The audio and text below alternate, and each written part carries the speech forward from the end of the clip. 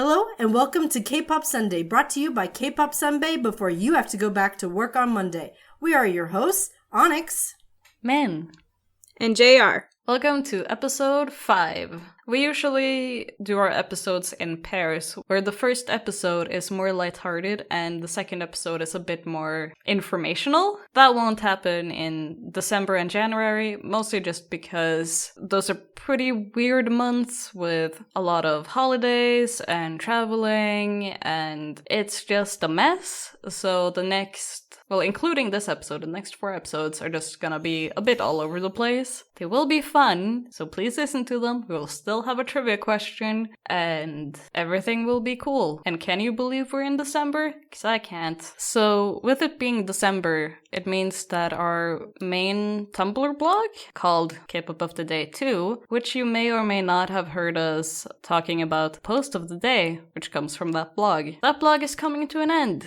because we started it in January, and we're ending it in December. Does this mean that we're gonna stop giving you a song recommendation in every episode? No. We're still gonna continue doing that. They're just not gonna be from posts being uploaded in the same day, but probably posts we wrote either last year or a couple of years ago, but still being released at the same day as our podcast is released. Does that make sense? I hope so.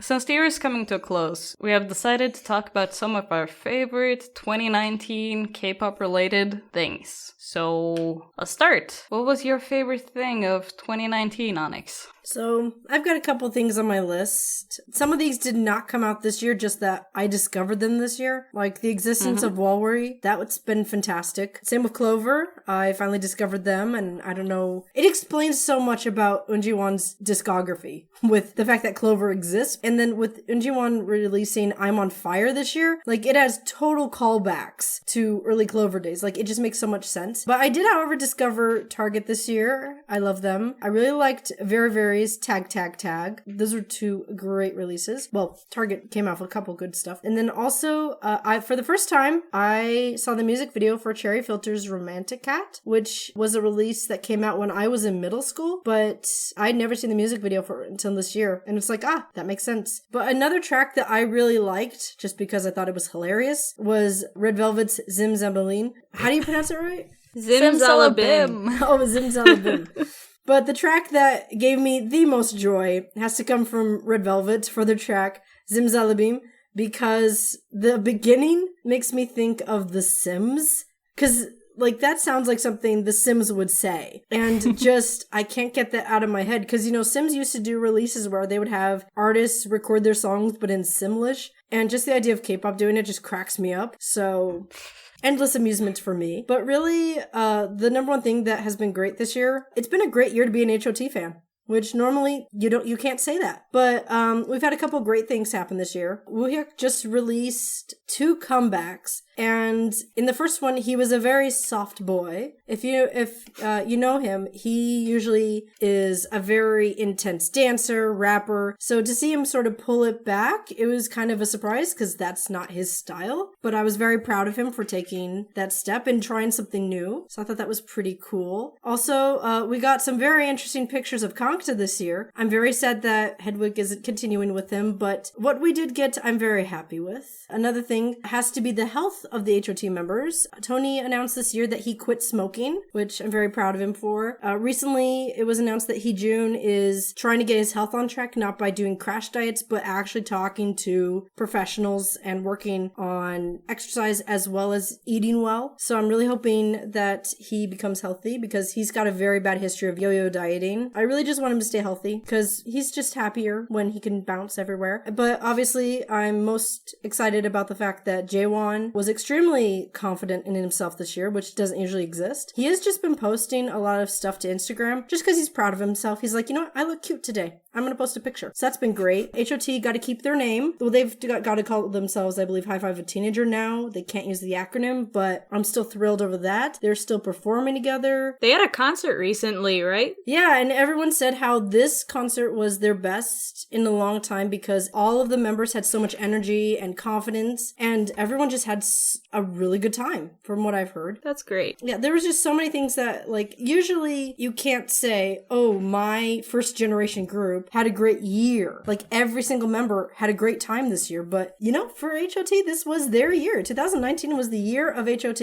Just with them being happy with themselves, them trying to be healthy, them trying to explore new things. Like, I'm so proud of them. Like, as a longtime fan, them being confident with themselves and being happy, like, I'm happy. So, yeah, this was just a great year to be a first generation Idol fan. Hopefully next year will bring about some more good news. I don't want to spoil our podcast for next month, but yeah, I'm hoping for some good stuff. So, yes, I didn't really, a lot of the artists I typically listen to, they did not release a lot of good tracks this year. But to be fair though, some of them had very different producers, some of them were very tired, some of them had members missing, some of them had drama and they had members walk away. So to be fair, there was a lot going on this year, but what did come out was really disappointing. So when I saw Target making releases, Walry, Unjiwon, Clover, Cherry Filter, that one Red Velvet song, just very, very, and Woohyuk, like those were just my favorite releases. So yeah, I had a good time. So Min, why don't you tell us about you? What was great in Min's world this year? Okay, so first thing is basically the first big K-pop concerts in Norway happened, because there hasn't really been a lot of K-pop concerts here, or Korean bands here. That has changed. The most notable was the event Voyage to K-pop, which was an event to celebrate the relationship between Norway and Korea. And basically Monsta X and Momoland and a couple of others came to hold a concert for free, which I didn't get tickets to because I overslept, but I still saw Monsta X go into a car and was pushed up on the hood of their minivan. That was really awkward. But I saw some idols. There's also been a couple of smaller concerts, like Entic was here this year. I think Alpha Bat was here this year. So that's pretty cool. Didn't go to any of those concerts either, because I'm broke. But things are happening. In my own personal space, I like to dance. So I did a total of 22 dance covers on Instagram, which if you compare it to people like actual serious dance cover Instagrammers, that's not a lot. But for somebody like me, who just gives up on dancing like every 3 months, that's a lot. I think I did good. Are we gonna shout out your Instagram? Yes, let's do it. Oh, no. Yes. That's my Instagram name. You actually do quite a few good covers, to be fair. Like, Yes. Thank you. My Instagram is called Ectoplasmic, the K-pop grandma. Yeah. I've been planning to do more. I moved and I don't have the space. oh, you don't have the dance area anymore? No, The because place I in don't front live of in the that window? apartment. Yeah. Yeah, it was the last apartment. Very sad. It was a good place for filming. There's no light in my current living situation. Oh. Light boxes. I am broke. Bring every lamp you own into one room. Yeah, no, seriously. Yeah, I used to do that, but I don't own any separate lamps. One day. I also went to 6 random K-pop play dance events. If you go look on my YouTube called Ectoplasmic Blood, there is a playlist where you can find all of them and see me oh so miserably fail. But it's fun, even though I'm a very awkward person. I still went, and that was cool. And I also competed in a dance competition at the Omona 8, basically the K-pop con of Norway. That was their 8th iteration of the event. We didn't win. We covered Fancy by twice in front of the dude that made the choreography for Fancy, and we completely butchered it, and we felt so bad for the dude having to watch us butcher his choreography. Sorry. Sorry, bro. Just the fact that you imitated it, though, that's still flattering because it shows that you have an interest in his work. Oh yeah, he was so hyped. Like, That's all of the exciting, judges were like sitting in their chairs being a little super judgy mode, and once Fancy came up, he was like, oh yeah, jumping and clapping, and we were all like, Good for you. yeah. But in the world of actual K-pop, it has been such a good year for female solo singers. Like, oh my god, there's so many good girl solo releases this year. Like, Ailee was back, Lehigh was back, Sunmi, Chungha, Jessie, Tiffany, Hayes. I'm not entirely sure how you pronounce Hayes? Hayes? I think it's Hayes. I think it's Heise or Heise. I don't know. I've never actually heard it pronounced. Now that I think about it. Same. So yeah, so many good solo girl group songs, along with like actual girl groups, like the very sadly underproduced Sunny Hill comeback. I really like that song, but oh, was it on a low budget? Ball Force, I can't pronounce the entire group's name. Bulbugan 4? I don't know. Ball 4. They released a song called Workaholic, which I listened to on repeat because it's just great. And also Brown Eyed Girls finally made a comeback after so many years. They are finally back. I love it. I was a bit disappointed in the Wonder Woman dance, mostly because their background dancers weren't actual, like, not trained dancers, so you could see that the choreography didn't sit that well with all of the performers, which is kind of sad, but you know, it's still beautiful music video, their ballad song, beautiful, aesthetics, great. I love them. I feel very alone here. I never got into them, or at least not yet, so I don't... That's fair. Although, I did like Chungha's comebacks. Those were really good. Whom's did you like? Snapping or Gotta Go? Both of them, yeah. Didn't Chica come out this year too? I didn't like that song as much, but Snapping and Gotta Go were so good. Oh yeah, she had a lot of good stuff this year. Also, well, yeah, Twice as Fancy. It's great. I didn't like their second comeback that much because, I don't know, it's just not that good. Yeah, I didn't like it as much either as Fancy. No. Blackpink had a also kind of rushed comeback with Kill This Love and Don't Know What to Do. I love Don't Know What to Do, but it's such a summer song and it came out very early in the year, I think, if I'm not completely mistaken. Yeah, I heard that it was supposed to be a summer release, I think, but they ended up pushing it back for reasons. Yeah. Still a good song though. Kill This Love, it grew on me. I didn't like it at first listen, but I don't mind it now. As you might tell, I am very into girl groups, but I also really liked a couple of Stray Kids' releases. They had a lot of releases this year. The groups, I still don't know how to pronounce them. ONEUS? Yeah, ONEUS. That's what their Wikipedia said. My brain does not understand this name. It's spelled oddly, honestly. Yeah. But their song Valkyria, or Valkyrie, is that how you say it in an English accent? That's it. Yeah, that is. Although your pronunciation is much better, so we'll go with yours. The English one just doesn't sound right in my brain, even though I think they're spelled a bit differently. No, wait, they're spelled the same way. I am really smart. That's so interesting. Yeah, I'm pretty sure it's played the same. Anyway, Valkyria, great song. Should listen to it. Very good. Cool dance. They did good on that one. Then also in a bit more like, not music releases, but things that happened with Hyuna and Don, I don't know, he changed his name, joining P Nation. That's good. P Nation actually releasing music. Very good. I'm not saying I liked all of their songs that they released, but that they actually started releasing music. Great. And that CL finally left YG after YG has they've had a rough not year. Treated her right. She had to leak her own songs. Still didn't get released. Crazy. Oof. Side note, doing something on CL would be really interesting, I feel like an episode on her. So it's interesting. A lot of interesting things are happening with pretty big name artists leaving their agencies and hopefully getting better deals. So next couple of years will be interesting and probably hopefully have some good comebacks if they're allowed to come back, because not every group who leaves their company is allowed to ever come back. Just That's ominous. But it's true.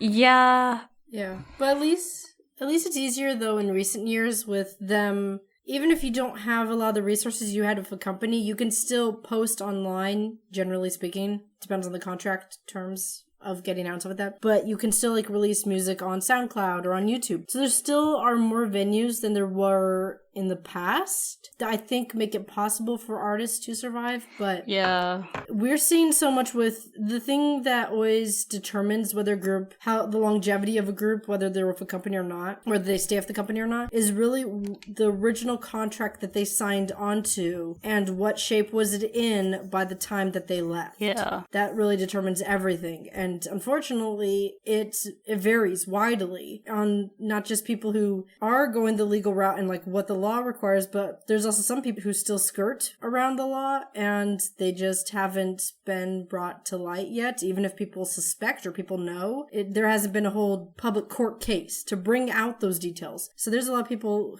a lot of groups who, to me, I have my suspicions of, but until the artists or the companies or the courts make anything public, I'm just running on assumptions, which doesn't help anyone. Yeah, on your point with it's easier to get your stuff released now, I still feel so bad about Sori from Coco Sori having to make a Kickstarter to launch her music video. I think Coco Sori also did that for their last song together. I feel like I've seen more of that recently. More of K-pop artists turning to Kickstarter. Yeah. Which the thing that bugs me about it, it's like, that's the point of your company. Yeah, it's just sad. Then if your company doesn't have the funds to put that forward, then like that's supposed to be like one of the reasons why you go to a company in the first place. It's like with YouTube, like when MCNs were a bigger deal than they are now, like people wanted to join them. The reasons why were that the companies had more resources, then that can help you make better content and give you the ability to do stuff quicker, more availability and stuff like that. But if they don't have all those things, which is the reason why you joined them in the first place, and they're not promoting your stuff, then what is the point of them if they don't have resources to help you with music? Then why are they there? Yeah.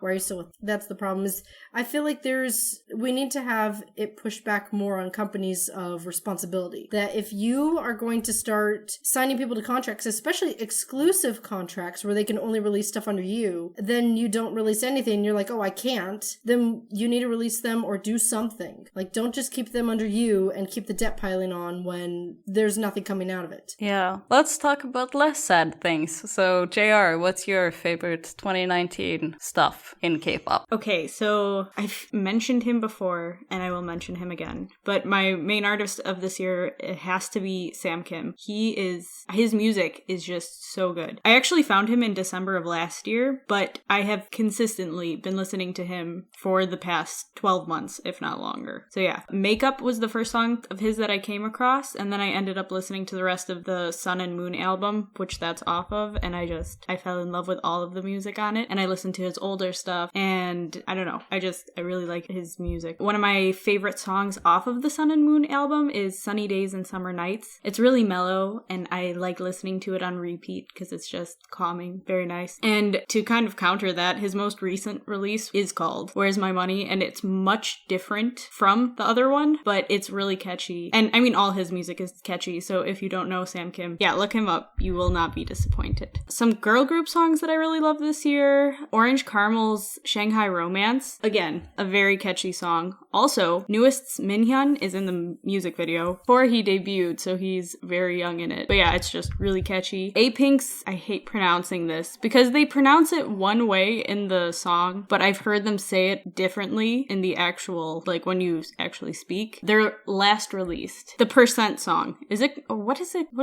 called Percent in English? I don't know. Percent? I don't know, man. I don't know either. Let's just go with that. I think I've mentioned it before, but I really love the direction they've gone in these past two comebacks, and I really can't wait for their next comeback, whenever that may be. And then another girl group song I discovered this year, it was released last year, I believe, was EXID's, their song I Love You. And I don't usually like their music too much, not for any other reason besides it's not my vibe, but again, a very catchy song, and I like it a lot. Some other songs that I listen to, I tend to listen to songs on repeat, so these were a lot of songs I listened to on repeat. N-Flying's Rooftop and Leave It. Rooftop, of course, got them their first win, which was really cool to watch, because I've been a fan of them since day one, and it's just really cool to see how far they've come. ATEEZ's Say My Name is one that I really loved as well. Monsta X was on Sugar Man last last year, and they did a cover of the song As I Told You. I can't remember who the original artist is, but the original is really good too, and it's probably in one of my top 5 songs of this year, even though it was released last year. Another thing that happened this year was Minhyun came back from 101, and he released a solo song called Universe, and that was also on replay for a very long time. Jung Se-woon's Eye to Eye is a really spring song to me, so I listened to that a lot in spring. It's really light and airy, and I'm a really big fan of his voice, so that's a good one. As far as collabs go, Monsta X's collab with French Montana, Who Do You Love, was a very pleasant surprise to me because I tend to not like collabs with Western artists. I don't know if it's just the ones that I've found personally, but I feel like they're just not that good most of the time. But that one's really good. And not a lot of K-pop plays where I live, even though I do live near Chicago and all that, and usually bigger cities are the ones that get K-pop music to play around them. But Who Do You Love has been on the radio multiple times since this summer, which was really cool. Cool. And another collab that I liked, which was with, I think he's English, and I don't even know how to pronounce his name, because there's no vowels in his stylized name. So NCT Dream did a song called Don't Need Your Love with Harvey, I think is what it is. It looks like it would be Harvey. Right? Yeah, that's what I think too. Yeah, so that one was really good too. It's really catchy. I think it has a really good blend between the Korean and the English. Brad Museum is one of my favorite findings of this year. His music is really great. And he hasn't actually released that much, but his EP Scene is really good, so you can check him out. He did a song with Dean called Little Boy, and that one's really good. And he also did another collab with Dean, and that was featuring Sully, and that's called Dayfly, and that one is a really pretty song. I forgot to mention Sully's Goblin. Oh. That was good. Very sad. I want to talk about it. I'm trying to remember, because I listened to that a few times, but I don't remember it well enough to speak on it. I think I did like it, though. Yeah, the music video was just really long. Yeah. It was very pretty. Mm-hmm. But it's not a thing that you listen to again and again or watch again and again, but still pretty. Yeah, it was more of a story, I would say, than... Yeah. So, I've been a casual fan of Pentagon since their debut, but that changed this year because they released their EP Summer, and I loved it, and it has really great music on it. The song Summer off of that EP is really good, as well as the title track Humph, and also their diss tracks are really good, so if you haven't heard Round 1 or Round 2, it might be a little bit difficult for people who are not fans, because there are some inside jokes in it, but they're still pretty funny. Sha La La was also released this year and is in my top 3 favorites of their songs. Alien is another good one, and I saw them in Chicago in September, and it was probably the best concert that I've ever been to, and it was a great experience, and I feel like I don't shut up about it, and I probably should just calm down a little bit. It's been 2 months. But yeah, a lot of the second half of this year was just me listening to Pentagon and Sam Kim on repeat. And I mean, before that, it was just me listening to Sam Kim on repeat. So there was a little bit of different sounds going on coming into the second half. But yeah, most recently, I've been listening to TXT's Runaway, which I didn't like it when I first listened to it. I mean, I didn't not like it. It didn't really speak to me the first time I listened to it, but then I listened to it again and I really like it now. Golden Child's Let Me, I love. A friend introduced me to them, and this song reminds me so much of pop punk. I listened to a lot of pop punk when I was younger, so it feels kind of nostalgic in a weird way, and yeah, that one's really good. Newest's Love Me was really good too, and I've also been listening to SF9's Mamma Mia and Super Junior's Super Clap, and I feel like they're all really bright and upbeat, and apparently I've been into that, so that was really fun for me. So yeah, my groups of the year probably were Pentagon and N Flying, and I just really enjoyed all of their releases. What about you guys? What were your groups of the year? Mine would probably be Mamamoo. Like, I absolutely love that Brown Eyed Girls is back, but Mamamoo has had more releases this year, and they've just all been so good. And Hasa is so pretty. Anix, your group, year. Oh, I thought you were gonna say somebody else. As in like you had another artist. Oh yeah, no. For mine, for groups of the year, number 1 would be Walwordy. Oh, and I just remembered another track that I liked this year was Protagonist by Turtles. I have been a Turtles fan since their second album, which came out in 2004, but I'd never listened to their last release just because I just couldn't do it. But I finally listened to it this year, and I'm so sad that I had waited so long. It is a good farewell to the group, in my opinion. I wish that they'd gone on even longer now, because it was so good. And like the guy who replaced the member who passed away, he's literally the perfect person, perfect voice for that track, for that group in that time period. Like, it was just so perfect. I also listened to the last track that they had recorded before their member passed away, and that was also really good. I just remembered that. So, Wallery is definitely my number one, and then 2 would have to be this little group who performed a cover of Candy on stage back in September called HOT, little known group. Oh, no, wait, they go by High Five with Teenagers, so yeah. Those Fun. It wasn't exactly hard to guess that HOT was gonna be your... No, this year was great for HOT. Like, I never in a million years would have expected that there was a possibility we would get to see Kangta in booty shorts. Like, it didn't actually happen.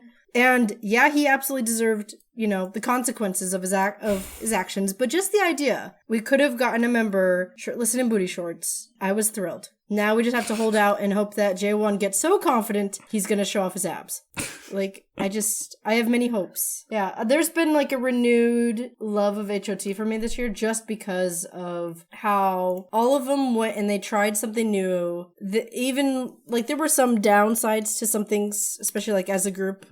There were a couple of court stuff, but all in all, they really went for a lot of things this year. So, as you know, I'm not super into dramas, and I don't think I've actually seen a Korean movie yet, even though I have some on my list to see. I just never got around to seeing them. But was there any movie, drama things from this year you guys liked? I finally saw Train to Busan. That was a great movie. I just remember that JR recommended a movie to me, and I thought it was cute. I don't remember what it was. But when I was on the plane, I saw Unstoppable. That was a fun movie. It stars Ma Dong-seok. I like him. He's so good. Yeah, well, the reason why, and also it's got Song Ji-hyo, but the best part about this movie, it's like the Korean version of Die Hard, where this tough dude who used to be bigger tough guy, he's like, no, I want to try to turn my life around for my lady. And then his lady gets taken. He's like, well, I'm just going to tear everyone apart till I get my lady back. And it's just a fun adventure movie. And he loves his wife so much. And I also like, though, how she was not like the frail little damsel in distress. Like, there were times where she was, but there were a lot of times where she fought back and she was trying to help other people. And I just really liked it. It was just dumb fun. Like, I really enjoyed that movie. There was another movie that I watched on the plane that I can't remember. It was the weird one where 2 people switched bodies and one of them was like a high schooler. Told you guys about it. It was weird, but it was really funny just because of the lines in there were so ridiculous. But yeah, that was great.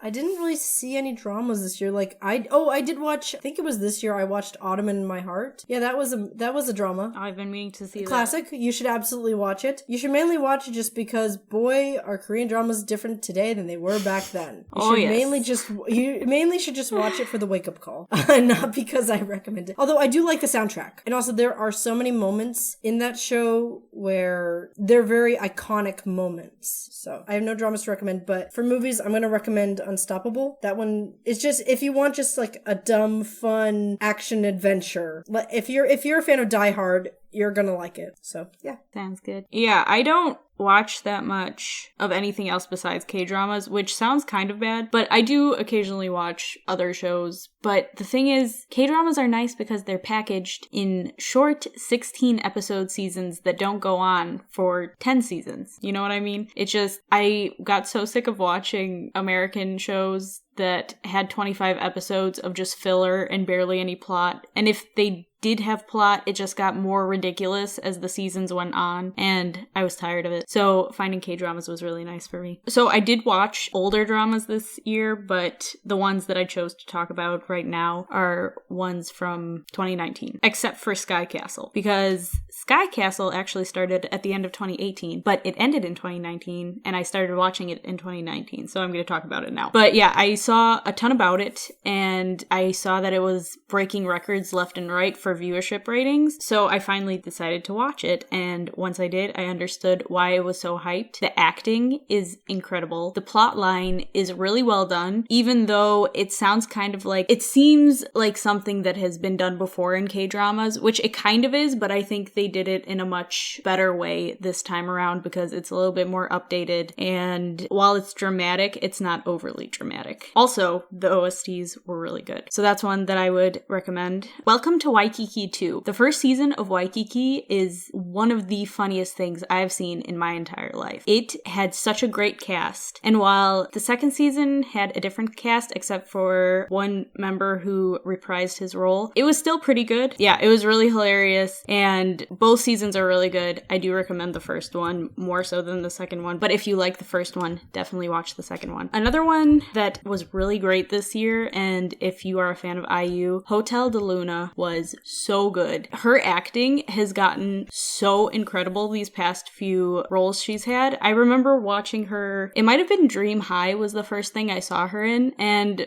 her role wasn't that big, and people were talking about how she was such a great actress, and obviously they weren't talking about that role specifically, but that was kind of in my head as I watched it, and I was like, I don't know what you guys are saying. But as I continued watching her dramas, I've come to understand why she is so well loved, and that's because she's a really great actress. Also, the drama ends really well. If any of you have ever seen a K-drama, you will know that a lot of them start off so well. They have such a strong beginning, and they fall so flat at the end.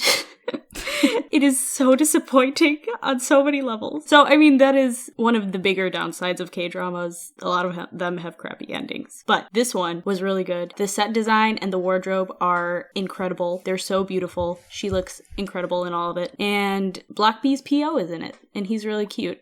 Oh, so, yeah. That's it. I know what you're talking about, yeah. Yeah, that was really good. Oh, and also, Gugu Dan's Mina is in it as well, and she's really cute too. Well, her character is kind of back and forth, but by the end of it, you really like her. Last drama.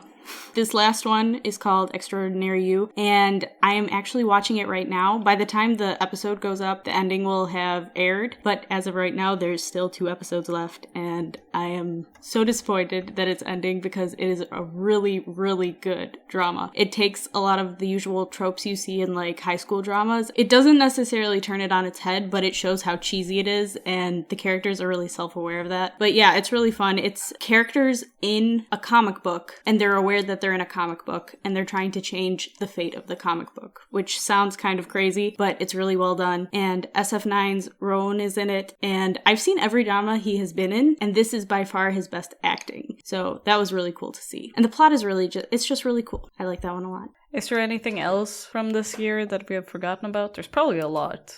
Yes. Going back to HOT, I just remembered that 2 big things. Jaewon started a YouTube channel this year where he was vlogging, and he also became a certified boxer this year. So yay for Jaewon. He had a very good year this year. Cool. Oh, and then also Heejun and his wife and their daughter appeared on a show. I don't know if they're still on the show, but... The Return of Superman? I think they left. It forced a lot of people who were just like, oh, he's just the fat old man, to think, oh, he actually loves his wife and loves his kid, but he's very dumb. It's like, yeah, welcome to why everyone else likes Heejun. He's dumb, but he loves you. Cute. So I watched quite a few Korean movies. I usually don't watch movies. I don't know why. I just tend to not. But this year I watched Swing Kids, and it is a really great movie, and I highly recommend it. EXO's Dio is in it. He is the main character, and he's probably my favorite idol actor because he's just so good. I think I've seen his entire filmography by now, and he's so good, guys. I really love his acting. But yeah, it's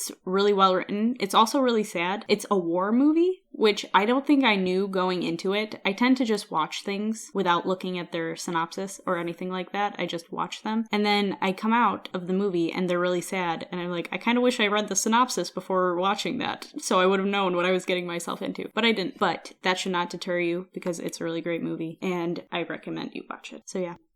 It might be time for us to start ending this episode, so I hoped you enjoyed listening to us talk about our favorite things. Again, we probably forgot a lot of things that happened this year because K-pop moves fast.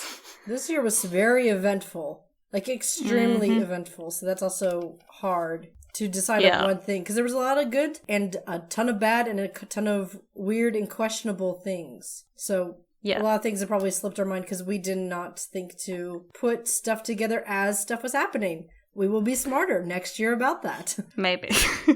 Maybe. So yeah. And now for the question of the day. What was the first track TVXQ and BoA collaborated on? If you know the answer, please let us know on any of our social media accounts and we'll give you a shout out in the next episode. Today's post of the day is about indie rock band Yagwangbyol, or Luminous Star or Night Star, who in 2011 released the album You Probably, with the single Probably Never, which is a wonderful, upbeat rock song, and you should definitely go listen to it. Okay, thanks for listening to us talk about our favorite things that were released in 2019. We hope you enjoyed it. We will also have Spotify playlists with all the songs that we mentioned that we can find on Spotify at least, and that will be linked in the show notes. If you enjoyed listening to us, you can like, rate, and subscribe to our podcast on whatever platform that you are listening to. You can find us on Twitter at K-Pop Sunbays or at our Tumblr, K-Pop of the Day, which will be linked in the show notes. Thanks for listening, guys. Bye. Bye! See you later.